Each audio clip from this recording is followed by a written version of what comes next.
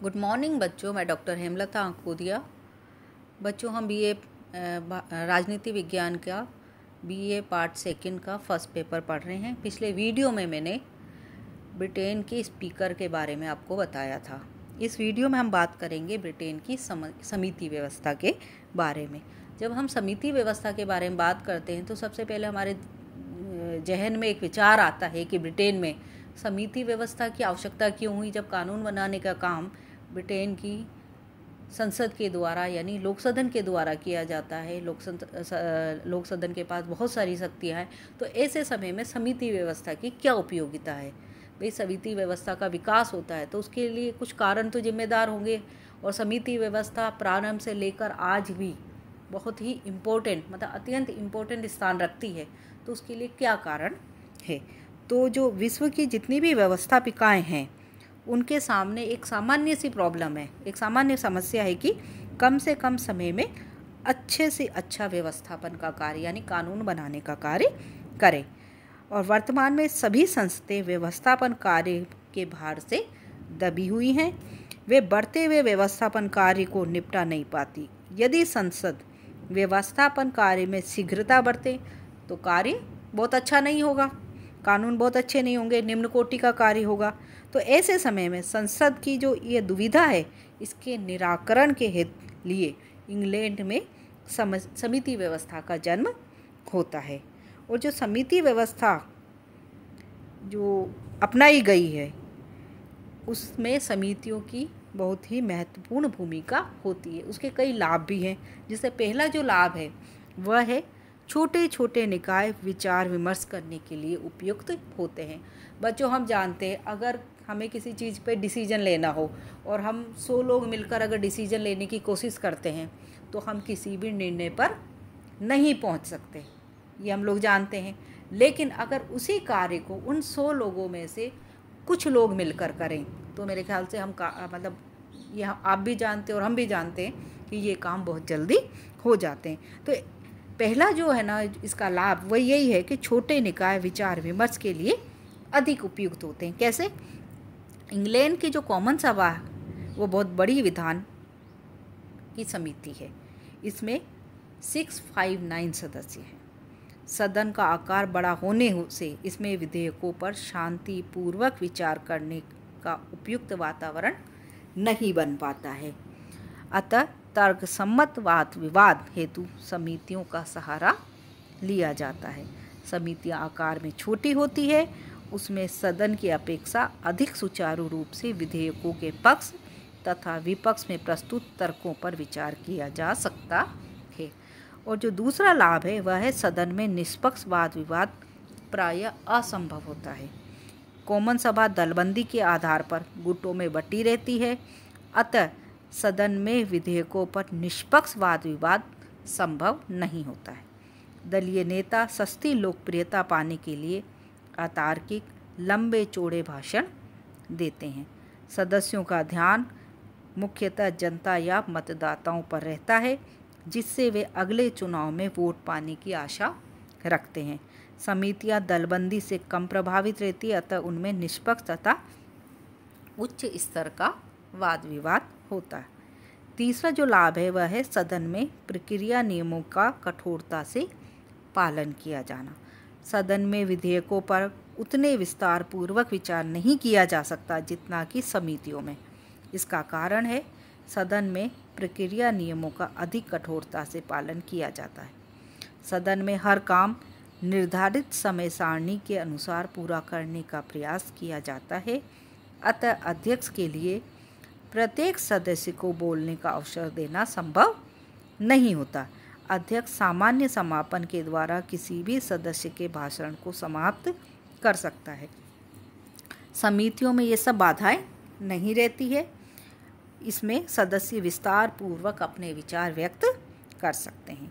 जो अगला लाभ है, चौथा लाभ, वह है कानूनों की पेचीदगी। आधुनिक काल में कानून जटिल किस्म के होते हैं, केवल विशेषज्ञ ही उनका निर्माण कर सकते हैं। संसद के साधारण सदस्य कानूनों की पेचीदगियों तथा बारीकियों को समझने में असमर्थ रहते हैं। इस कारण आजकल सभी देशों में विधानसभाओं में समिति प्रणाली अपनाई जाती है। समितियों में कुछ ऐसे सदस्य ले लिए जाते हैं जो कि संबंधित विषयों के विशेषज्ञ होते हैं। उनके विशिष्ट ज्ञान के आधार पर वे अधिक अच्छे कानूनों का निर्माण कर पाते हैं। अगला जो लाभ है वह है सदन के समय की बचत। वर्तमान समय में प्रतिवर्ष बहुत बड़ी संख्या में कानून बनाए जाते हैं। संसद कानून निर्माण के अत्यधिक बोझ से लदी हुई है, अतः सभी विधेयकों पर विस्तार पूर्वक विचार करना उनके बस की बात नहीं रहती है। संसद ये कार्य समितियों को सौंप देती है। उपरोक्त कारणों से आज सभी देशों में समितियों का महत्व बढ़ गया है। वास्तव में वर्तमान समय में समितियों में ही कानूनों का वास्तविक निर्माण होता है, इसलिए समितियों को लघु विधानसभाएं भी कहा जाता है। जो ब्रिटेन है उसमें समिति व्यवस्था के अगर हम विकास की बात करते हैं तो इंग्लैंड में समिति व्यवस्था जो प्रणाली है उसका प्रारंभ रानी एलिजाबेथ प्रथम के समय में हुआ। ठीक ढंग से समिति प्रणाली का संगठन सन 1882 में किया गया। इंग्लैंड में समिति प्रणाली के प्रारंभ के जो कारण थे, पहला था लोक सदन जैसी बहुसंख्यक सभा से यह आशा नहीं की जा सकती थी कि वह प्रस्तुत समस्या पर गंभीरता से विचार करे। दूसरा, लोक कल्याणकारी राज्य के विचार के साथ साथ व्यवस्थापन का कार्य बढ़ गया। तीसरा, एक समय था जब लोक सदन का अध्यक्ष राजा का पक्षपाती था। वह सदन की बातों के विषय में राजा को पहले ही बता देता था, अतः सदस्य ये चाहते थे कि वे अपनी समस्याओं पर उससे बचकर विचार करें। इस प्रकार राजनीतिक और व्यवहारिक कारणों से समिति प्रणाली का जन्म या प्रादुर्भाव होता है। ब्रिटेन में जो समितियां हैं वह 5 प्रकार की हैं।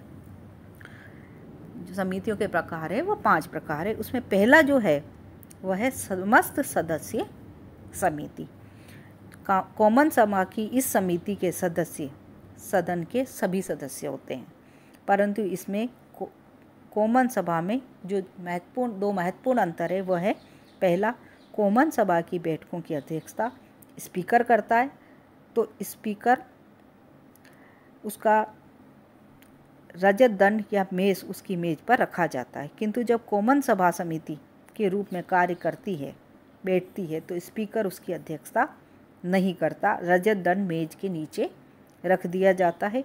स्पीकर के स्थान पर समस्त सदन की समिति की अध्यक्षता chairman of the committee of ways and means करता है। मतलब अब इसकी अध्यक्षता स्पीकर के द्वारा नहीं की जाती।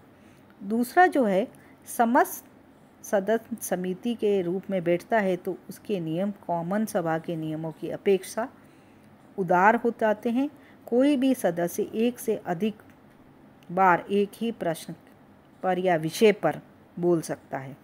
प्रस्तावों के अनुमोदन की आवश्यकता सारे सदन की समिति में नहीं पड़ती है। समिति में किसी प्रश्न पर बहस बंद करने के लिए समापन प्रस्ताव नहीं किए जाते हैं और जिस विषय पर बहस बंद हो चुकी है उस पर दोबारा आरंभ की जा सकती है। इस समिति के सामने केवल 1907 के नियम के अनुसार 3 प्रकार के विधेयक रखे जाते थे। पहला धन विधेयक, दूसरा अस्थायी आदेशों की पुष्टि करने वाला विधेयक तथा तीसरा है वे विधेयक जिन्हें कॉमन सभा अपने विशेष निर्णय द्वारा समस्त सदन की समिति के पास भेजना चाहती है। सन 1945 में उस नियम में जो 1907 में बना था उसमें संशोधन किया गया। अब जो विधेयक रखे जाते हैं वह है आय और व्यय विधेयक, दूसरा अस्थायी आदेशों की पुष्टि करने वाला विधेयक, तीसरा है जिन विधेयकों को अत्यंत शीघ्र पारित करने की आवश्यकता हो, और चौथा एक धारा वाले छोटे विधेयक, पांचवा है उच्च कोटि के वैधानिक महत्व के विधेयक। इस प्रकार संपूर्ण सदन की समिति व्यवस्थापन कार्य में संसद की बड़ी महत्वपूर्ण सहायता करती है।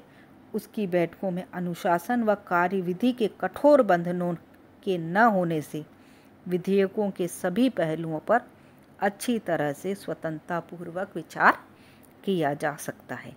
किंतु व्यवहार में समिति पर भी बहुमत दल की छाया रहती है। राजनीतिक वातावरण सदन से भिन्न नहीं रहता है। मतदान पर दलीय आदेशों का नियंत्रण रहता है। जो दूसरे प्रकार की समिति है वह है स्थायी समितियाँ। कॉमन सभा में 5 स्थायी समितियाँ हैं और लॉर्ड सभा में केवल 1। इन समितियों के नाम क, ख, ग, घ तथा एक स्कॉटिश मामलों की समिति है। द्वितीय वाचन के पश्चात साधारण विधेयक किसी न किसी स्थायी समिति के पास स्पीकर द्वारा निश्चित परंपराओं के अनुसार भेज दिए जाते हैं। स्कॉटलैंड के से संबंधित जो मामले हैं, कोई विधेयक हैं, वो स्कॉटिश समिति के पास भेजे जाते हैं। प्रत्येक समिति में 30 से लेकर 50 सदस्य रहते हैं। उन्हें इस सीमा में रहते हुए आवश्यकता के अनुसार घटाया और बढ़ाया जा सकता है। इसके अतिरिक्त समिति में 15 से लेकर 20 विशेषज्ञ भी लिए जाते हैं जो कानून के बारे में अपनी राय देते हैं। स्थायी समितियों के सदस्य एक चयन समिति के द्वारा नियुक्त किए जाते हैं। प्रत्येक समिति में सदस्य उसी अनुपात में लिए जाते हैं जो अनुपात विभिन्न दलों का कॉमन सभा में होता है, यानी सभी दलों के सदस्य इस समितियों में होते हैं। स्थायी समितियों के अध्यक्ष की नियुक्ति स्पीकर के द्वारा की जाती है। स्थायी समिति के समक्ष जब कोई विधेयक प्रस्तुत किया जाता है तो समिति उस विधेयक को रद्द नहीं कर सकती, वह उसमें संशोधन प्रस्तुत कर सकती है। विधेयक पर विचार करने के पश्चात समिति अपनी रिपोर्ट सहित उसे सदन के सम्मुख भेज देती है। समिति द्वारा विधेयक में किए गए संशोधनों को कॉमन सभा स्वीकार अथवा अस्वीकार कर सकती है, परंतु प्राय समिति की सिफारिशें मान ली जाती हैं। अब हम तीसरी समिति के बात करते हैं, वह होती है प्रवर समितियाँ। प्रवर समितियाँ उन विधेयकों पर विचार करने के लिए बनाई जाती है जिनके सिद्धांत कुछ क्रांतिकारी परिवर्तन लाने वाले हों या जो विधेयक बहुत महत्वपूर्ण हो या उनका विषय एकदम नया हो। विधेयक के द्वितीय वाचन के बाद सदन का कोई भी सदस्य यह प्रस्ताव रख सकता है कि विधेयक को प्रवर समिति में भेजा जाए। इस समिति में सदस्यों की संख्या 15 से अधिक नहीं होती है और इनमें दलीय आधार पर व्यक्ति नहीं लिए जाते हैं। ये समितियां विधेयक की पूरी छानबीन करती है, संबंधित व्यक्तियों की गवाहियां ले सकती है। उसके बारे में समितियां अपना प्रतिवेदन तैयार करके सदन को पेश करती है। इनकी सिफारिश मानना या ना मानना सदन की इच्छा पर है।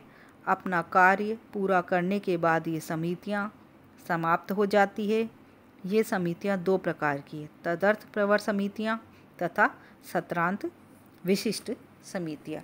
जो चौथा प्रकार है समितियों का वह है सत्रीय प्रवर समितियां। सत्रीय प्रवर समितियां सदन द्वारा प्रत्येक सत्र के प्रारंभ में नियुक्त की जाती है, वे सत्र के अंत तक चलती है। इस प्रकार की समितियों के नाम चयन समिति, स्थायी आदेश समिति, लोकलेखा समिति, विशेषाधिकार समिति, प्राकलन समिति, प्रदत्त व्यवस्थापन समिति।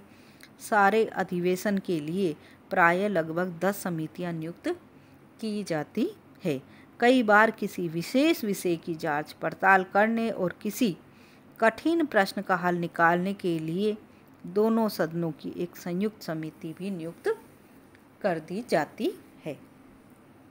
5वां है निजी विधेयक समितियां। समितियों का एक अन्य प्रकार उन समितियों का होता है जो कि गैर सरकारी विधेयकों पर विचार करने के लिए बनाई जाती है। ये समितियां अस्थायी होती है। लोक सदन द्वारा निर्मित ऐसी समितियों के 4 व लॉर्ड सभा के द्वारा निर्मित ऐसी समितियों के 5 सदस्य होते हैं। इन समितियों की शक्ति बड़ी व्यापक व महत्व की होती है। ये विधेयकों के रूप में विचार कर उसे उन्नत नहीं बनाती, वरन वे उनमें अंतर्निहित सिद्धांतों पर भी विचार कर उनकी उपयुक्तता और अनुपयुक्तता के आधार पर उनमें फेरबदल भी करती है। ये न्यूनाधिक न्यायिक समितियां होती है। ये समितियां विधेयक में प्रस्तावित व्यवस्था से लाभान्वित होने वाले लोगों को और उन लोगों को भी गवाही के लिए बुला सकती है जिन्हें उनसे हानि होने की संभावना हो। ये लोग स्वयं या अपने वकीलों द्वारा अपने अपने पक्ष को समितियों के सम्मुख रख सकते हैं। सब सुनने के बाद समिति यह निर्णय लेती है कि किसी विधेयक का निर्माण होना चाहिए या नहीं होना चाहिए। समितियों का निर्णय होता है वह अंतिम होता है तथा लोक सदन इन समितियों के प्रतिवेदन के विरुद्ध कार्य नहीं करती। इसके अलावा संयुक्त समितियां भी होती है। कभी कभी दोनों सदनों को मिलकर एक संयुक्त समिति की नियुक्ति भी कर दी जाती है।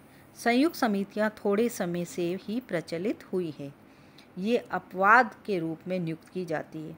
ये समितियां उन विषयों पर विचार करती है जिनके संबंध में कॉमन सभा और लॉर्ड सभा दोनों में पर्याप्त उत्तेजना पाई जाती है। संयुक्त समितियों के कतिपय जो उदाहरण है उसमें पहला है सन 1931 में पूर्वी अफ्रीका के संबंध में, 1933 में भारत में संवैधानिक सुधार के संबंध में, जो कि 1935 का भारत सरकार अधिनियम है उसका प्रारूप तैयार किया गया था, उसको लेकर बनी थी।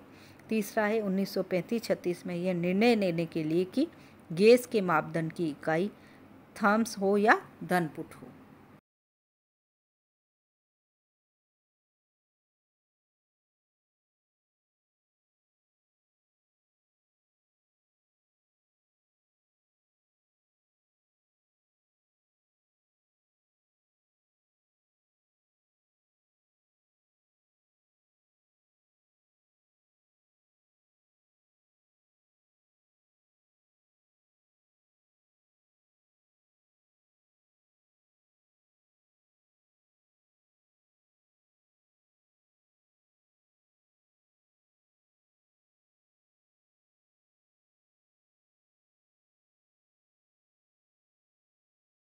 बच्चों, अब हम चर्चा करते हैं अमेरिका व ब्रिटिश समिति पद्धति की तुलनात्मक अध्ययन की।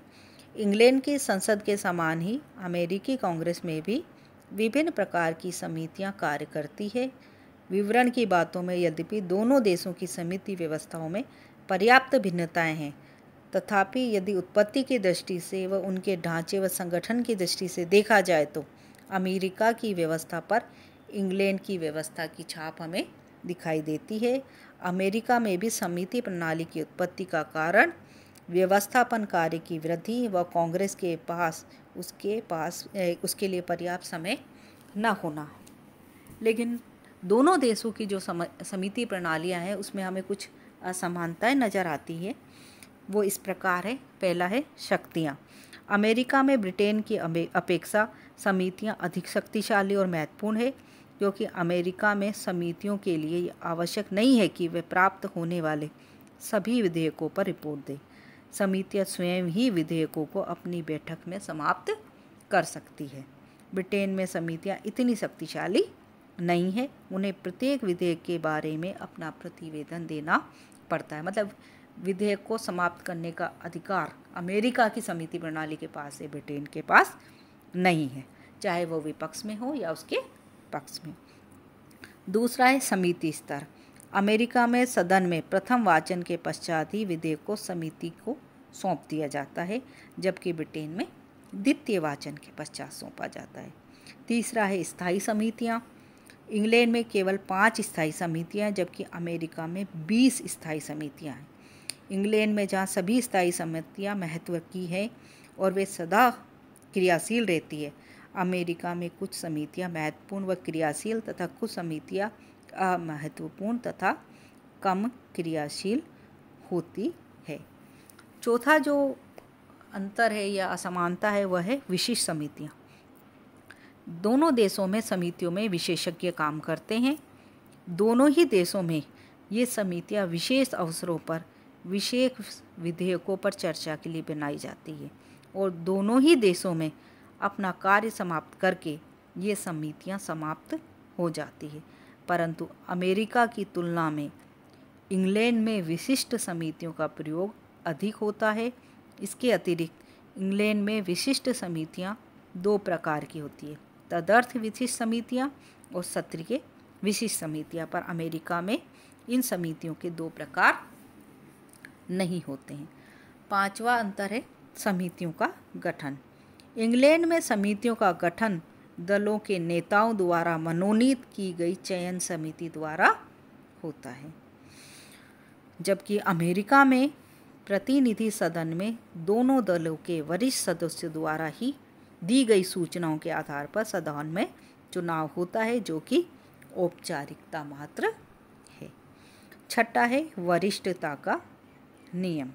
दोनों देशों में समितियों में सदस्य उसी अनुपात में लिए जाते हैं जिस अनुपात से सदन में सत्तारूढ़ दल तथा विरोधी दल होते हैं, परंतु अमेरिका में वरिष्ठता के नियम का जितनी कड़ाई से पालन किया जाता है उतना इंग्लैंड में नहीं किया जाता। इंग्लैंड में यदि कोई कनिष्ठ सदस्य योग्यता रखता है तो वह भी समिति का अध्यक्ष बनाया जा सकता है। सातवां है संपूर्ण सदन की समिति।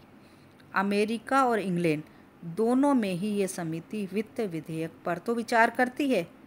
अमेरिका में ये समिति अन्य साधारण विधेयकों पर भी विचार करती है। इंग्लैंड में विधेयकों द्वारा दूसरा वाचन नियमित सदन में होता है, जबकि अमेरिका में द्वितीय वाचन संपूर्ण सदन की समिति में होता है। ये बहुत ही बड़ा बहुत महत्वपूर्ण अंतर है। आठवां जो है प्राइवेट विधेयकों पर विचार समिति। इंग्लैंड में सरकारी और गैर सरकारी विधेयकों में अंतर किया जाता है। वहाँ पर गैर सरकारी विधेयकों की सुनवाई के लिए अलग समिति होती है। अमेरिका में गैर सरकारी विधेयकों पर विचार करने के लिए अलग समिति नहीं होती है। जो नवा अंतर है वह है नियम समिति का। अमेरिका में दोनों सदनों के नियम निर्धारण और उसमें परिवर्तन के लिए एक पृथक समिति नियम समिति होती है। इंग्लैंड में इस प्रकार की कोई समिति नहीं होती है और सदन की कार्यवाही परंपराओं पर आधारित है। जो 10वां है वह है समितियों के अध्यक्ष। अमेरिका में समितियों के अध्यक्ष काफ़ी शक्तिशाली होते हैं, जबकि इंग्लैंड में वे इतने शक्तिशाली नहीं होते हैं। 11वां है गवाहियाँ।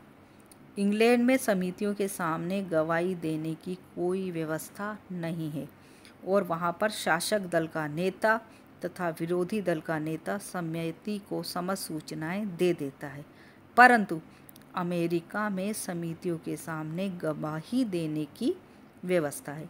यदि इंग्लैंड का संसदीय शासन समिति शासन है तो अमेरिका का अध्यक्षीय ढांचे में भी समितियां छोटा विधानमंडल के रूप में हमें दिखाई देती है। फाइनर ने कहा है ब्रिटिश समितियों को केवल संशोधन करने वाला गौण निकाय माना जाता है। संक्षेप में दोनों ही देशों में समितियां विधानमंडल रूपी मशीन में तेल का कार्य करती है और मशीन के पुर्जों को बिगाड़ने से बचाती है। फिर भी एक बात स्पष्ट है, इंग्लैंड की अपेक्षा अमेरिका में समितियों की शक्तियाँ अधिक है और वह अधिक शक्तिशाली है। बच्चों, अब हम अगली वीडियो में इंग्लैंड में कानून निर्माण की प्रक्रिया यानी विधि निर्माण की प्रक्रिया के बारे में चर्चा करेंगे। धन्यवाद।